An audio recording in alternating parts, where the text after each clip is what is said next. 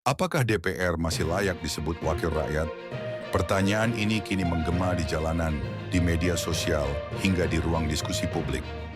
Gelombang demonstrasi menuntut pembubaran DPR tidak datang tiba-tiba, tapi merupakan akumulasi kekecewaan panjang rakyat terhadap lembaga legislatif yang dianggap telah jauh dari fungsi utamanya. Mari kita bedah. DPR berada di ujung tanduk karena kredibilitasnya runtuh. Rakyat melihat DPR bukan lagi sebagai pengawas kekuasaan, melainkan sebagai bagian dari oligarki kekuasaan yang justru menindas rakyat. Kasus-kasus korupsi yang melibatkan anggota DPR jadi bukti nyata.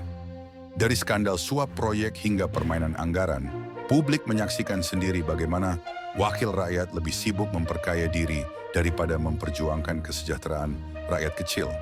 Tapi bukan hanya soal korupsi, DPR juga tercatat sebagai produsen undang-undang bermasalah. Omnibus Law misalnya, yang ditentang luas karena merugikan buruh dan melemahkan hak-hak rakyat kecil. Lalu revisi Undang-Undang KPK yang justru melemahkan lembaga anti korupsi. Bagi publik, DPR tidak lagi menjadi benteng demokrasi, melainkan pabrik regulasi yang merugikan rakyat demi kepentingan penguasa dan sejumlah elit. Situasi makin panas ketika aksi demonstrasi direspon dengan tangan besi. Aparat menggunakan gas air mata, melakukan penangkapan, bahkan ada korban jiwa di tengah gelombang protes. Tindakan represif inilah yang memicu tuntutan baru, copot Kapolri. Publik menilai Kapolri telah gagal menjaga keamanan dan demokrasi, malah berubah menjadi alat kekuasaan untuk membungkam suara rakyat. Dan seakan tak cukup, para pendemo juga meminta DPR membahas RUU perampasan aset dan mengesahkannya menjadi undang-undang.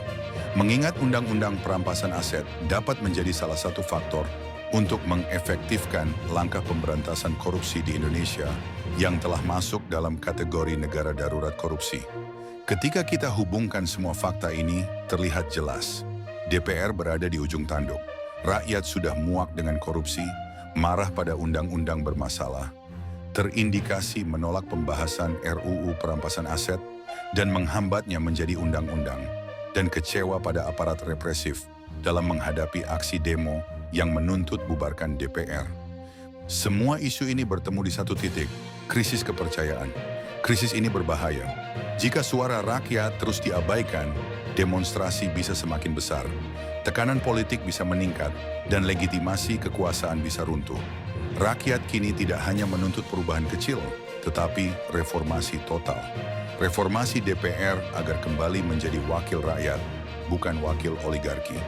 Pertanyaannya, apakah pemerintah akan berani melakukan koreksi, atau justru terus bertahan, menutup mata terhadap suara rakyat, dan mempertahankan status quo yang makin rapuh? Satu hal yang pasti, tuntutan bubarkan DPR yang bergema di jalanan bukan sekadar slogan kosong. Ia adalah peringatan keras bahwa rakyat sudah tidak percaya lagi. Dan ketika kepercayaan hilang, kekuasaan bisa runtuh kapan saja. Bagaimana menurut Anda? Tinggalkan pendapat Anda di kolom komentar.